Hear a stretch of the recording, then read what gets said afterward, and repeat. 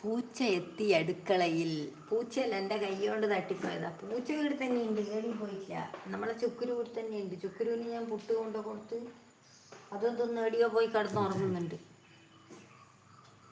ഇരുട്ടിയുള്ള മിഞ്ചി സമയൻ്റെ പുട്ടും പയറിനെ ഇന്ന് നമ്മൾ ചവച്ച് മുണുങ്ങും.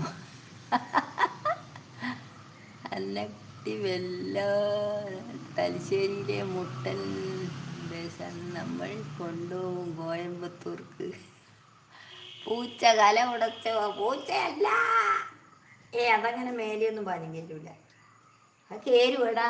എൻ്റെ ഈ അട്ടം പോലത്തെ സ്ഥലമുണ്ട്, തട്ട്.